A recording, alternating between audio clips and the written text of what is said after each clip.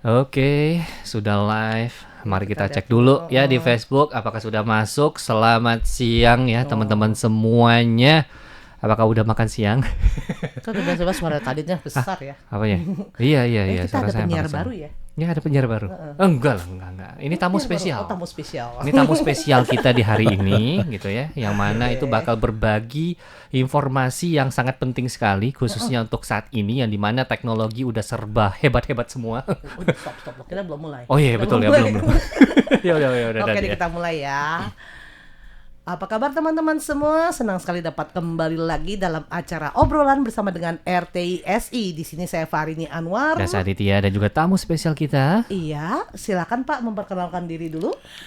Hai pendengar, saya Septia J. Eko Nugroho dari Mavindo. Oke, luar biasa ya. Mavindo yaitu adalah Suaranya singkatan. udah beda. Beda ya? Ini kayaknya juga benar-benar penyiar ya. Wah, Kalau boleh saya tebak gitu, kayaknya Bener ya, Pak ya? Betul ya? Bukan, tapi sering siaran. sering Kebetulan siaran, kan? di RRI Pro 3 FM kebetulan Oh. saya pegang program Cek Fakta sudah 5 tahun lebih. Setiap Sabtu sore kita melakukan pengecekan apakah fakta atau hoax. Juga masyarakat juga banyak yang nanya di situ. Oh, gitu ya. Betul. Jadi tadi udah dikasih tahu, ini kan Bapak Adi itu adalah dari Mavindo. Kalau boleh tahu Mavindo itu apa nih, Pak? Mafia Indonesia. Waduh, Mafia Indonesia. Waduh, kita sama Bukan. mohon maaf kita pamit dulu. Terima kasih, sampai jumpa. Kita udah gak bisa keluar lagi. Oh iya, betul. Kau nggak Oke, bisa coba ini. Mavindo itu emangnya apa nih, Pak? Kalau boleh tahu. Perkumpulan Masyarakat Anti Fitnah Indonesia. Anti fitnah. Iya. Jadi karena sering difitnah gitu. Karena banyak fitnah beredar di Oh, media fitnah yang sosial. beredar ya, bukan sering difitnah ya. Banyak orang mengaku-ngaku sebagai A, tapi sebenarnya dia B, gitu ya. Dan kemudian banyak yang menyebarkan informasi penipuan. Apalagi kemarin pas pemilu, waduh itu banyak banget ya yang nyebar informasi-informasi nggak benar gitu ya. Katanya servernya KPU ada di luar negeri, kemudian ada macam-macam lah itu. Jadi itu sebabnya kita ada untuk membantu masyarakat memilah mana informasi benar dan mana informasi bohong. Begitu. Untuk membedakan tuh mana yang benar, mana yang enggak. Gitu. Tapi kadang-kadang memang bingung kan. Antara benar atau enggak. Iya, apalagi kan dengan teknologi zaman saat ini nih. Iya. Contohnya misalkan kayak video. Katakanlah Presiden A lagi ngomong 1 tambah 1 sama dengan 2. Tapi dengan adanya teknologi AI, contohnya ya ChatGPT Sora gitu kan ya. Bilangnya Presiden tuh yang awalnya ngomongnya 1 tambah 1 sama dengan 2, nggak taunya 1 tambah 1 sama dengan 3. Bukan hanya itu saja. Tapi mukanya, raut mukanya, kemudian mulut bibirnya itu Persis. persis alami gitu loh. Nggak cuma begitu, bahkan bisa ngomong bahasa lain. Itu. Iya kan? Tiba-tiba, jadi kita kadang-kadang nggak perlu nih capek-capek datang ke Taiwan belajar bahasa Mandarin. Padahal dengan tampang Betul. kita bisa ngomong bahasa apa?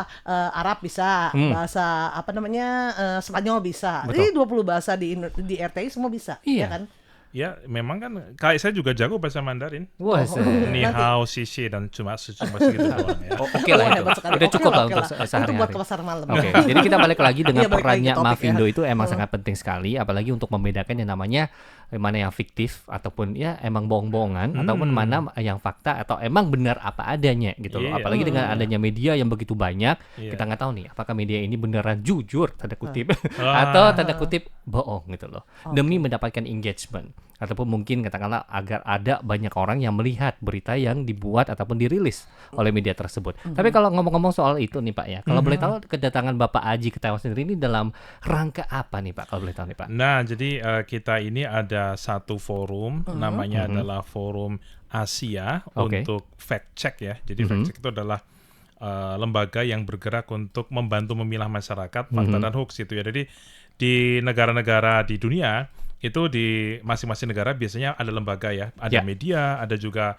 organisasi masyarakat sipil yang memang misinya adalah melakukan pengecekan fakta, memberikan edukasi literasi digital, kemudian juga mendorong terbangunnya ekosistem informasi yang sehat. Nah, kebetulan kemarin itu ngumpul itu dari beberapa negara, ngumpul di Taipei. Jadi kalau kita ini rombongan dari Indonesia kan cuma saya, kemudian ada dari India, dari Hong Kong, dari Filipina, Wah. kemudian dari Australia juga datang, Mongolia, kemudian juga ada teman-teman dari Taiwan. Jadi yang menyelenggarakan, jadi tuan rumahnya adalah namanya Taiwan Fact Check Center.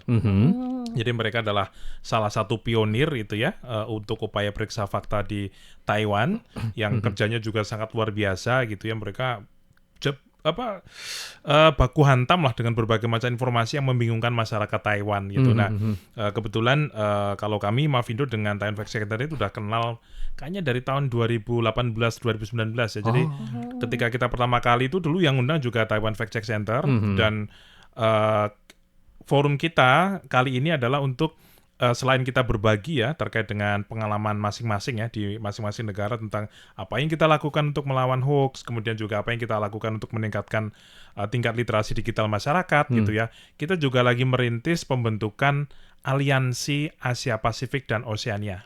Jadi kita pengen bikin satu aliansi kolaborasi besar gitu ya, Asia dan Oseania gitu ya. Jadi Asia plus ada Australia dan negara-negara di sekitar Oseania itu pengen kita satukan menjadi satu entitas untuk bisa lebih maksimal lagi dalam melawan kabar-kabar yang menyesatkan masyarakat dan juga untuk meningkatkan informasi yang berkualitas di ruang digital ataupun di media-media yang lain. Gitu. Oke, luar biasa. Bisa kasih contoh-contoh juga kalau kemarin kan pas lagi di forum nih, setelah Bapak ikutin kira-kira dari setiap negara yang tadi bilang ada dari Hong Kong lah, dari mana, mereka apakah masalah yang dihadapinya itu sama? Sama. Jadi masing-masing. Kalau di beberapa negara mereka contohnya punya konteks yang sendiri-sendiri ya. Kalau misalnya di Filipina itu mereka juga banyak berisi tentang hoax, tentang masalah politik, apalagi sekarang situasinya masih cukup panas di sana. Iya, betul. Kemarin kan ada pertengkaran lah ya antara presiden dengan wakil presidennya gitu ya, dan itu juga diwarnai dengan banyaknya hoax gitu ya, termasuk sekarang ini mereka lagi ada satu kandidat paus kan dari Filipina kan, itu juga banyak disertai dengan kabar-kabar bohong. Itu kalau konteks Filipina. Kalau kemudian konteks di negara lain seperti di Australia, kemarin kan baru saja pemilu tuh mereka. Nah, jelang pemilu itu hoaxnya juga sangat banyak sekali. Banyak yang untuk menjatuhkan lah ya kandidat-kandidat yang sedang berkontestasi di sana gitu. Nah, kalau Indonesia gimana? Nah, Indonesia juga kita termasuk negara yang mungkin jumlah hoaxnya cukup banyak gitu ya. Terutama kemarin jelang pemilu 2024 itu hoax tentang pemilu banyak gitu ya. Luar biasa itu. Luar biasa. Sampai benar-benar tidak bisa membedakan antara benar apa enggak. Kita juga bingung padahal ini jadi mau percaya apa enggak gitu. Kemarin yang katanya tadi pidato gitu ada itu Pak Jokowi misalnya pidato bahasa Mandarin gitu ya. Mulutnya pun udah kayak lagi ngomong bahasa Mandarin beneran. Gayanya kita bilang Jadi dulu ada yang bilang kan gini, kan bener kan Pak Jokowi itu dia keturunan Cina gitu kan. Astaga. Ya padahal dia itu ya cowok gitulah gitu kan. Tapi itu tadi karena orang yang mungkin belum tahu gitu ya bahwa sekarang teknologi sudah bisa memungkinkan membuat konten-konten seperti aslinya gitu ya, tidak hanya suara ya tetapi juga muka gitu ya. Jadi banyak. Kemarin pas pemilu juga di Indonesia banyak diramaikan itu ada rekaman audio. Gimana nih? Yang Surya Paloh itu katanya menelpon Pak Anies Baswedan dan mengamuk-ngamuk gitu ya. Dia menganggap bahwa kamu Anies Baswedan kamu nggak perform nih, payahlah gitulah gitu. Itu banyak yang bingung karena suaranya persis banget dan ngeceknya kan susah banget karena sekarang cuma suara ya. Kalau video kan mungkin bisa kita kelihatan kalau ada cacat-cacatnya. Ini kayaknya ini videonya nggak benar deh. Tapi kalau suara kan susah. Betul. Jadi itu butuh waktu juga lama itu buat kami untuk akhirnya bisa memastikan bahwa ini adalah konten rekayasa AI. Itu butuh lebih dari 3 hari. Habis itu juga ada Pak Ganjar dengan Bu Mega, itu juga sama, skenario sama. Dan tidak hanya politik ya, kita juga sudah mulai dengar nih ada orang yang jadi korban. Ada satu kawan kami itu di Pontianak, dia tantenya ditelepon dengan orang yang mengaku dia. Suaranya dia. WhatsApp-nya juga profilnya pakai foto dia. Dia bilang, tante, saya lagi di Jakarta nih. Saya kebetulan lagi ada acara gini-gini. Kebetulan lagi ada ini nih, ada kebutuhan ini dibutuh segera ditransfer sekarang gitu ya. Nanti kalau saya pulang ke Pontianak akan saya bayar gitu. Suaranya suara dia, tantenya mana nggak percaya. Kan nggak enak dong kalau udah Padahal teman saya ini masuk tokoh masyarakat di situ. Kan nggak mungkin dia nolak gitu kan. Akhirnya ditransfer lah, saya lupa 5 atau 10 juta gitu ya. Begitu teman saya pulang, nggak taunya. Loh, ini kemarin kamu beneran ini transfer? Kamu minta gitu untuk transfer? Tidak gitu. Kamu tidak tahu menahu gitu. Kemudian akhirnya dicolek-colek. Ini kemungkinan si penipu dia sudah menggunakan teknologi kecerdasan buatan yang disebut dengan voice mask. Jadi kayak sekarang kayak deepfake. Bentuknya suara gitu ya. Nah ini yang sekarang itu menjadi satu tantangan dan video deepfake itu juga menjadi tantangan kita. Nah kemudian gimana nih Pak, kalau dari Bapak sendiri nih, misalkan ya, ada nggak tips ataupun mungkin yang bisa dibagikan kepada kita khususnya itu agar bisa lebih cerdik sedikit tuh dalam membedakan misalkan mana yang benar, mana yang enggak. Contohnya tadi kan terima telepon katanya itu suaranya tantenya. Jadi sebenarnya itu apa nih yang harus kita lakukan untuk mengkonfirmasi ini sebenarnya suara tante saya atau enggak gitu loh Pak. Ada nggak kayak tips gitu loh yang bisa dibagikan kepada kita nih? Contohnya nih, mungkin aja saya pernah kena tipu gitu loh. Atau mungkin teman-teman aja yang saat ini lagi mendengarkan ataupun lagi melihat live dari Facebook itu juga agar nggak terkena ataupun nggak menjadi the next person yang bakal ditipu, Pak. Kalau ada pesan, kalau ada telepon masuk, Ya. ada video call masuk, ya, yang nanti ujung-ujungnya adalah kita harus mengeluarkan sesuatu dari kantong kita, kita wajib skeptis 100 kali. Oke. Itu kita wajib skeptis. Skeptis itu artinya mempertanyakan kebenaran gitu ya. Jadi jangan langsung percaya gitu ya. Masalah orang Indonesia itu kadang-kadang kan suka nggak enakan gitu ya. Betul. Wah, ini jangan-jangan ini beneran nih kalau nggak saya ini nanti saya malu gitu ya. Dalam era sekarang konfirmasi, cek, jangan malu untuk bertanya, untuk konfirmasi. Kalau misalnya tadi di telepon pakai nomornya Tidak baru dikenal gitu kan, gitu ya. dia pakai wajah orang lain. Kalau kita tanya dulu ke keluarganya, ke kakaknya atau ke istrinya atau ke siapapun, cek, ini bener nggak sih kalau nomornya ganti gitu ya. Jadi harus mau cross check sampai kemudian ketemu, karena ini juga seringkali di modus-modus penipuan ini juga sering menyasar kepada orang-orang yang mungkin terpengaruh ya, kayak kemarin kan musim, kalau di Indonesia lagi musim pajak ya kemarin ya. Jadi ada pesan mengaku sebagai kantor pajak gitu ya. Ini adalah link yang harus Anda isi supaya laporan Anda bisa diselesaikan gitu-gitu. Itu banyak yang ngeklik, tahu-tahu kemudian nanti dia rekeningnya hilang semua itu rekening internet bankingnya. Nah jadi itu ya, ketika dapat informasi yang membuat kita secara sadar itu kita mengeluarkan duit, itu kita harus skeptis. Yang kedua adalah kalau ketemu informasi yang too good to be true, bahasanya apa ya, terlalu indah sebagai kenyataan. Ya misalnya tiba-tiba ada Nicholas Saputra langsung kontak Mbak gitu ya. Nah itu kan too good to be true tuh. Atau langsung dilarang saya. Iya. Atau siapa gitu, artis mana gitu yang telepon Atau saya tiba-tiba. mungkin Luna Maya lah kemarin baru nikah tiba-tiba kontak sampean gitu. Ya, kan. congrats, ngomong-ngomong. Iya, too good to be true atau sebaliknya too bad to be true. Dan ketika informasi itu kita konfirmasi, misalnya kita Google aja dan tidak muncul di media mainstream, kita sudah langsung harus curiga. Zaman sekarang memang butuh untuk lebih curiga. Ya curiga karena niat kita curiga untuk sesuatu yang baik ya, bukan untuk suudon atau bagaimana, tidak, karena kita pengen melatih masyarakat supaya mereka memperjelas dulu informasinya sebelum mereka mau mengambil keputusan gitu. Nah jadi kita juga ngajak masyarakat untuk mengenal konten-konten periksa fakta. Kalau Mavindo kami punya namanya situs turnbackhoax.id. Ada situs namanya cekfakta.com. Itu kami kolaborasi dengan lebih dari 100 media di Indonesia, dibantu juga sama Google News Initiative itu ya. Kita kolaborasi untuk misalnya nih ada konten hoax, kemudian kita fact check, kita publikasikan di situ. Jadi orang nanti bisa nyarinya dengan mudah gitu.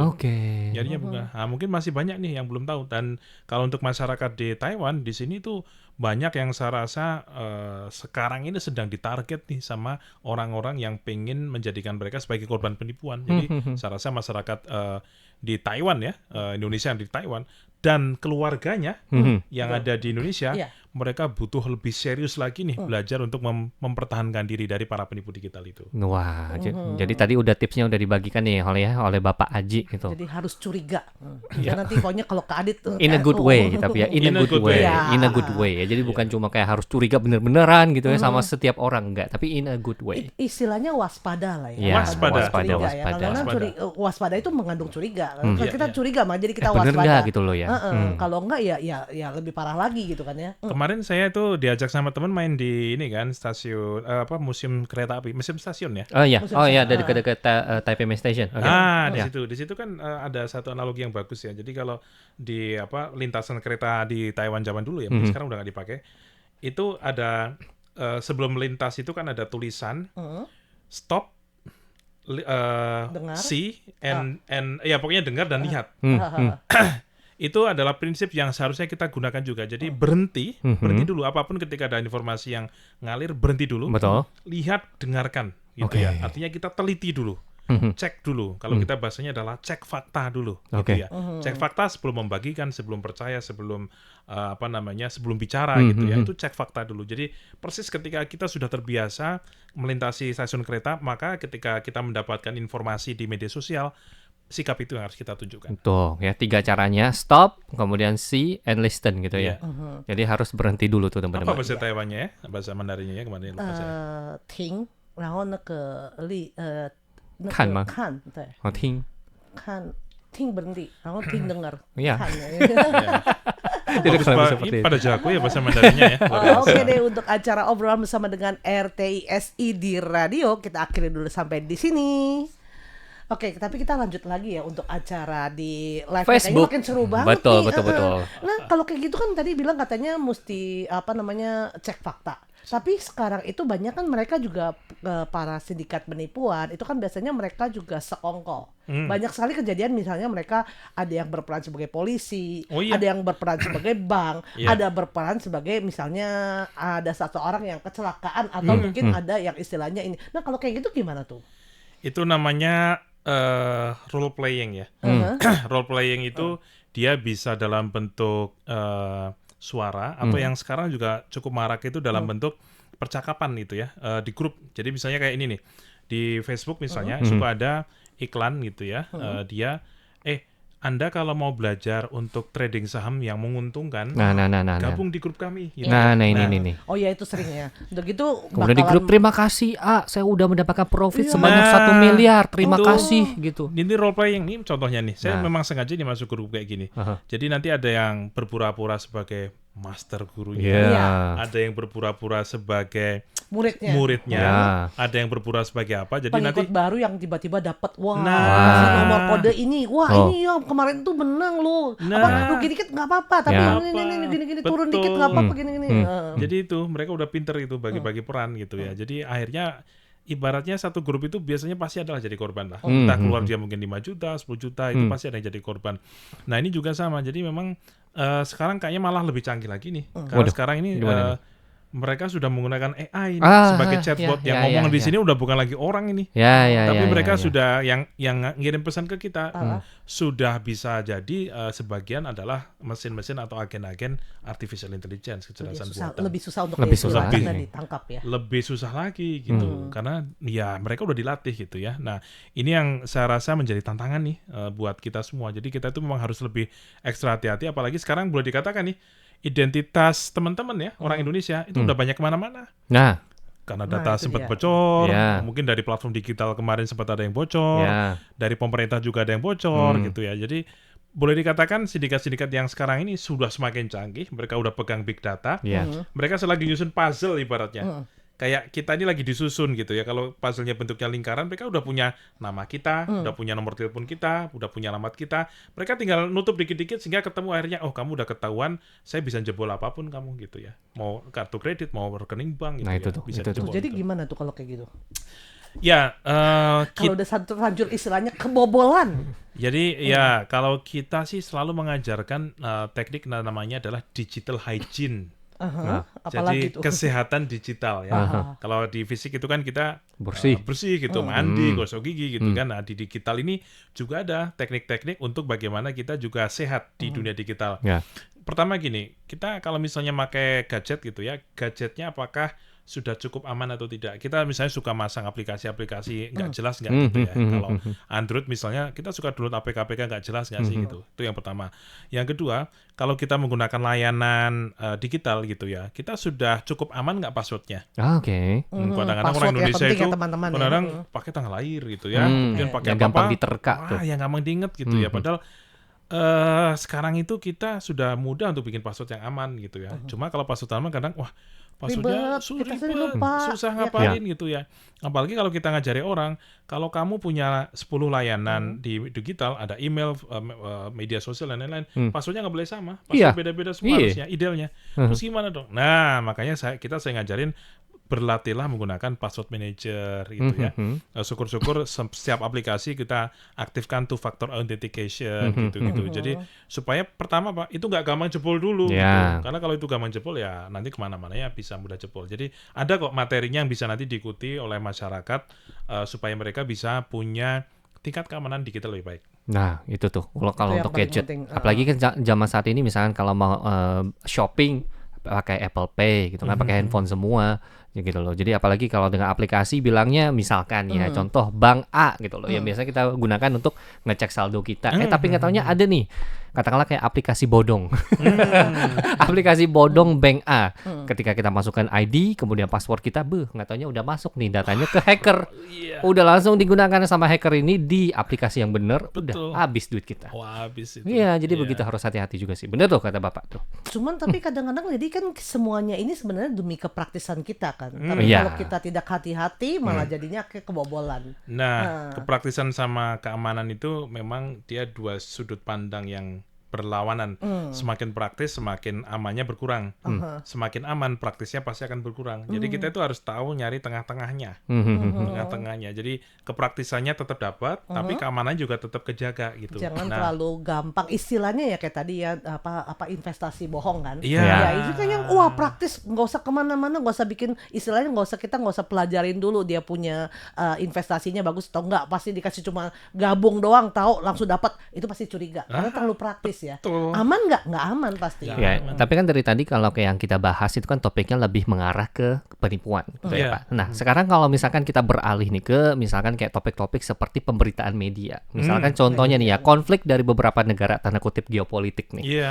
Antara A sama B. Kita tahu sendiri ya, kan nggak mungkin setiap negara itu 100% pasti dukung negara A. Misalkan nih, jika kalau ada konflik gitu kan. Iya. Dan media itu bakal menggunakan itu tuh. Misalkan Betul. kayak bakal memutarbalikkan Titik fakta. abu-abu juga ya. Iya, jadi kayak pasti. sengaja bisa mengorbankan, maksudnya mengobarkan gitu loh semangat Iya. dari negara itu agar mendukung A gitu loh. Padahal sebenarnya nggak seperti itu. Nah, jadi apa nih sebenarnya yang bisa Bapak berikan ya, mungkin berupa tips atau saran, misalkan dalam mencerna berita-berita ataupun informasi-informasi yang disediakan oleh banyak media yang ada di luar sana nih Pak. Nah, itu ada materi yang kita buat, itu namanya adalah literasi berita atau bahasa Inggrisnya news literacy. Jadi sebenarnya kita itu melatih masyarakat. Kita tuh punya beberapa kurikulum. Kita juga bikin advokasi ke Kementerian Pendidikan gitu ya, supaya anak sekolah minimal SMP sama SMA itu mereka mendapatkan pembelajaran tentang literasi digital, di dalamnya ada literasi berita gitu ya. Nah, bagaimana supaya masyarakat punya kemampuan literasi berita yang bagus? Jadi prinsipnya adalah bagaimana kita bisa kultivasi critical thinking, bagaimana berpikir kritis. Kan kalau misalnya jurnalis itu kan punya standar dalam menyusun artikel atau itu kan bukunya Bill Kovacs itu ya. Jadi ada 5W1H gitu kan. Jadi ketika melakukan pembacaan ya terhadap konten, itu juga orang atau masyarakat itu perlu dilatih untuk menggunakan pisau-pisau itu. Sehingga dia tahu kalau ada informasi muncul ya dari satu media, dia perlu tahu background ya dari media itu dia seperti apa gitu ya. Karena kan tentu saja ya satu negara nih lagi konflik sama tempat lain. Negara itu termasuk medianya itu nggak mungkin ngasih informasi yang objektif ya. Dia pasti akan menyampaikan hal yang positif terhadap negaranya dan dia selalu menjatuhkan ke negara yang lain. Jadi kemampuan untuk sikap kritis didampingi dengan, kalau sekarang itu tekniknya membacanya adalah, kalau sekarang itu namanya lateral reading, membaca informasi secara paralel. Kalau dulu ya, zaman kita sekolah itu kan kita diajari cara membaca itu, cara baca buku. Saya itu cara vertikal. Vertikal itu dari atas ke bawah, dari atas ke bawah, ganti halaman, atas ke bawah gitu ya.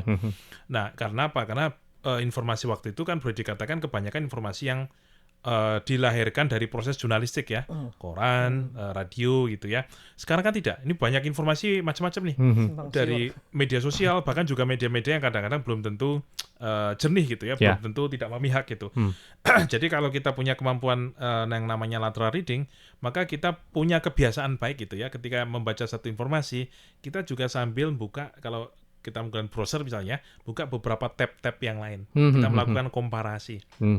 Atau bahasanya kalau ini adalah triangulasi informasi. Ini bilang apa, ini bilang apa, ini bilang apa. Terus kita mikir-mikir nih, ini kalau kayak gini nih kira-kira yang paling tepat nih kalau ketika beritanya itu kayak berlawanan, ini apa sih yang terjadi gitu. Ini kan terakhir yang baru banget ini kan terkait dengan masalah India dan Pakistan. Gitu kan. Udah lagi panas. Ini juga udah mulai banyak kan beritanya kan.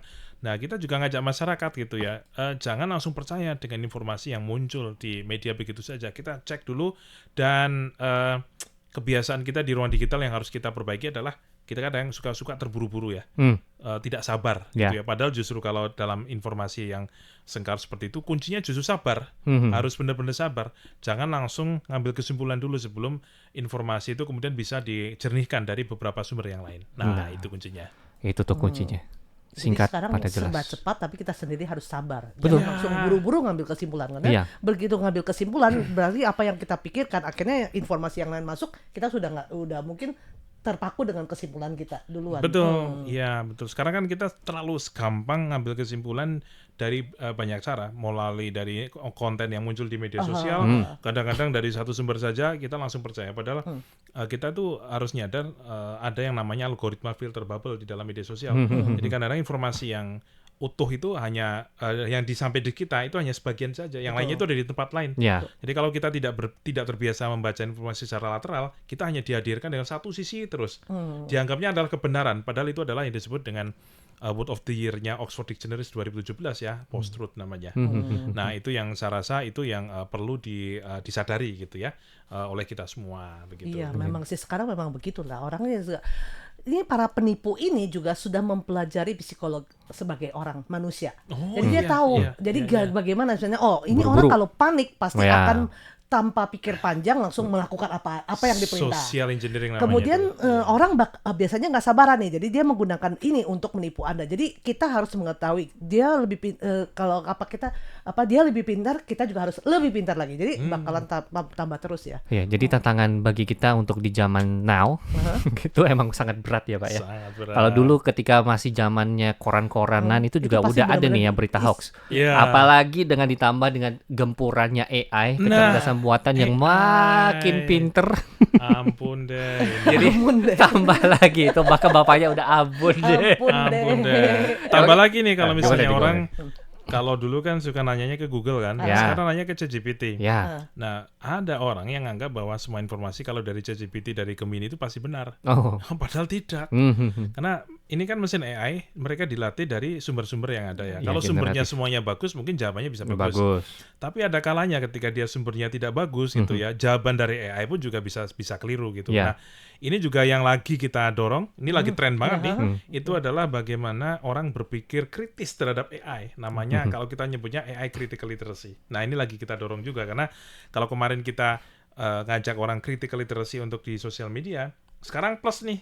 Mereka juga harus kritis nih kalau dengan konten AI. Karena kalau di Indonesia ya, konteks Indonesia, AI itu kalau ChatGPT atau apa, kalau dikasih tanya pakai bahasa Inggris, jawabannya mungkin banyak yang bagus. Coba tanya pakai bahasa lain, bahasa Indonesia, bahasa Rada daerah aneh gitu ya. Banyak ngaco jawabannya. Iya. Apalagi kalau ditanya tentang materi sejarah, misalnya banyak lebih ngaco lagi di situ. Iya, Nah, ini yang makanya. Tapi kalau orang yang istilahnya memang nggak tahu, dia Iya. percaya langsung, padahal jelas-jelas itu salah. Salah. Apakah informasinya mungkin ya nggak bisa ngomong salah, tidak lengkap dan tidak benar. tidak benar tuh. Kita nggak bisa ngomong salah karena Iya. kadang-kadang kan ya ini ya, tapi Belum lengkap, tidak lengkap. betul. Jadi Iya, tidak betul. lengkap, kita ambil kesimpulan dari informasi yang tidak lengkap. Akhirnya kita menjurus ke salah. Biasanya Misinformasi begitu. ya betul.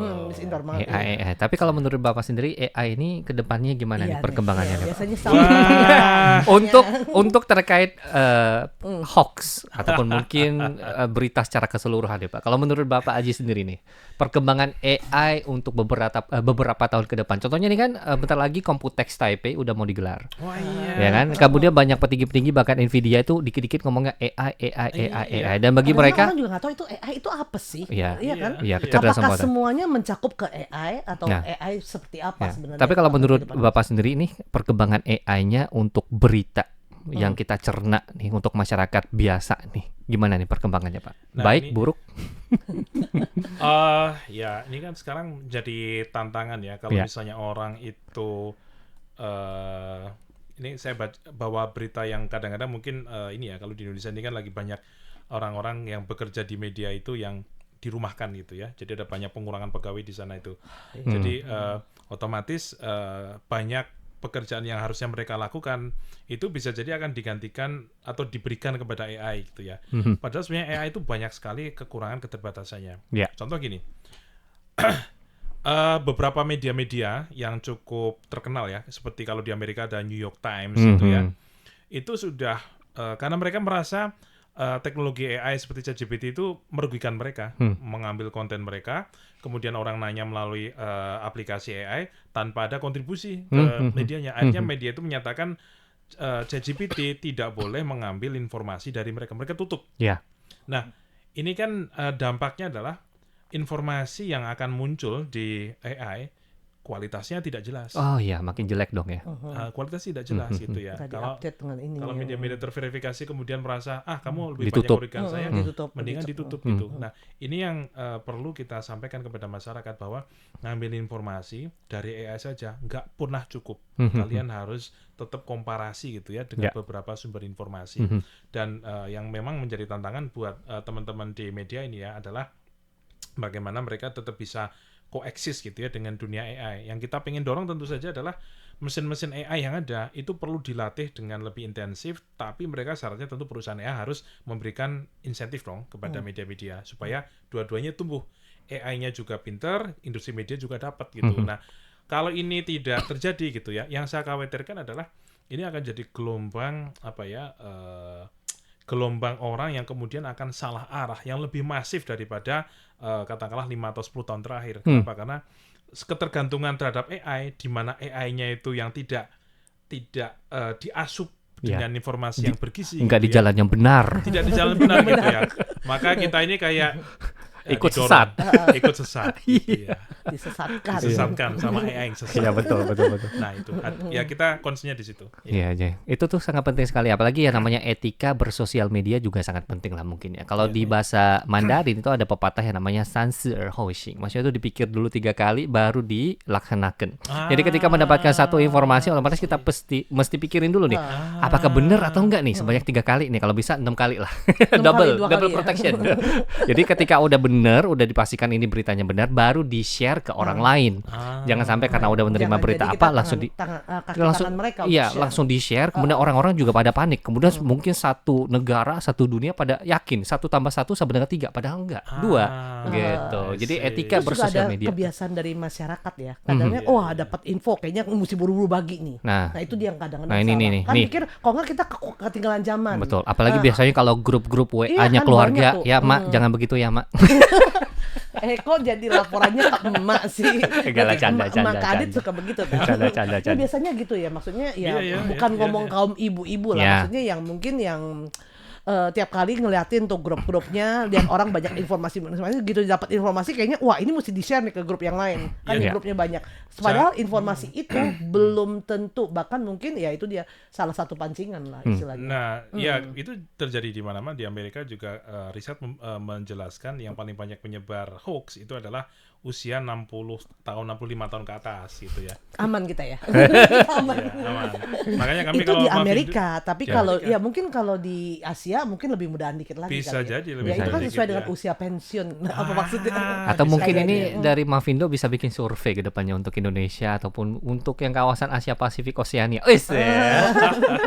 Oke, lanjut Pak. Kalau Indonesia kita udah ada itu data-datanya. Bahkan kita juga kalau untuk lansia kita punya program khusus namanya Akademi Digital Lansia. Edukasi literasi digital supaya masyarakat lansia mereka bisa lebih kebal, lebih aware, lebih tahan terhadap berbagai macam hoax, baik itu kesehatan, kan mereka banyak yang suka share kesehatan ya. Kemudian juga tentang penipuan juga gitu. Termasuk juga kalau pas pemilu tentang masalah tentang dinamika politik lah. Iya, apalagi kalau pemilu, lebih parah lagi. Kalau di Taiwan banyak tuh yang soal kesehatan orang tua. Biasanya kadang-kadang beli misalnya beli ginseng. Kadang-kadang beli ginseng produk-produk. Wah, harganya bisa gini-gini, katanya kadang-kadang dia bilang bisa jual lagi ke teman-teman. Kamu bisa beli harga istilahnya gelondongan, harga khusus nih cuma ada 1 doang. Kamu pas kebetulan teman saya loh, padahal itu temannya juga baru temen gitu. Tapi nanti ini bisa jual harganya sebenarnya misalnya kamu beli 10.000 misalnya dolar Taiwan ya, kamu bisa jual 20.000, kamu untung loh 10.000 ya. Bayangin begitu. Dia ngomong kan kamu kenalnya lebih banyak orang, ya begitulah pancing-pancing. Banyak lah ya berita-berita seperti itu tuh. Aduh, jadi nggak kerasa kita udah ngobrol banyak nih. Dengan Bapak Aji gitu ya, udah ngobrolnya seru. Apalagi ya namanya berita hoax itu emang menjadi habisnya sih terus. Iya, kemudian menjadi emang sebuah tantangan, emang masalah yang harus kita hadapi apalagi di zaman modern seperti ini. Dikit-dikit gadget. Kemudian gadget masih ada sosmed nih, maaf kita nggak sebut merek ya, F mungkin, I mungkin, T mungkin, X mungkin. Iya, Apa tuh, Bang? kan semuanya begitu. Jadi kayak dikit-dikit buka, oh ini bener gak ya? Jadi itu harus dipikirkan dulu. Jadi tadi Bapak juga udah kasih tipsnya 3 langkah, berhenti sebentar, lihat, kemudian dengar. Iya, Ya, jadi itu juga sangat penting ya teman-teman ya. Dan untuk kata-kata terakhir nih Pak, Menutup nih. ada nggak nih Obrolan apa yang ingin ini. disampaikan nih kepada teman-teman semua, khususnya yang teman-teman ini yang saat ini lagi berada di Taiwan nih? Ya, saya rasa satu hal yang sangat penting ya buat masyarakat Indonesia yang ada di Taiwan adalah bahwa yang namanya sekarang kita sudah terkoneksi dengan internet ya, menjadi satu desa digital, itu nggak ada bedanya orang tinggal di Taiwan atau dimanapun. Ya, jadi kita punya kesempatan untuk dapat dan berbagi informasi yang baik, tetapi sebaliknya kita juga bisa menjadi sasaran gitu ya, dari berbagai macam sindikat-sindikat ataupun para pelaku jahat di dunia digital. Khususnya kalau mungkin kita bicara tentang pekerja migran yang ada di Taiwan ataupun juga mungkin orang yang tinggal lama di sini gitu ya, sudah menetap di sini, itu juga kemarin pas kita ketemu terakhir ya sekitar 2 tahun yang lalu, mereka itu banyak cerita juga gitu ya. Mereka ada yang jadi korban penipuan digital karena mungkin kan kalau secara ekonomi apa yang mereka usahakan di sini itu sangat berarti ya ketika dibawa ke Indonesia bagi keluarganya. Nah, itulah yang kemudian menjadi sasaran para mafia gitu ya, mafia informasi, mafia data untuk kemudian menjebak dan kemudian menguras gitu ya data mereka. Yang disasar bukan hanya orang yang tinggal di sini tetapi juga keluarganya di sana. Jadi kita punya niat untuk meningkatkan ya imunitas dari teman-teman karena kita ingin banget lah para orang-orang yang sudah bekerja keras gitu ya, hasilnya jangan sampai kemudian jatuh ke pihak lain yang tidak bertanggung jawab. Jadi kita sekarang juga ingin mendorong dengan adanya kurikulum, kita lagi mau advokasi juga ke BP2MI gitu ya, supaya ibaratnya tolong yang belum berangkat dilatih dulu tentang literasi digital, yang sudah berangkat ayo kita kampanyekan kemana sih cek informasi dan kemana kalau mau konfirmasi informasi benar dan tidak ada di mana gitu. Jadi ini yang perlu kita lakukan. Kemudian kalau di Taiwan kita juga punya mitra. Yang pertama adalah Taiwan Fact Check Center, yang kedua adalah TASAT gitu ya.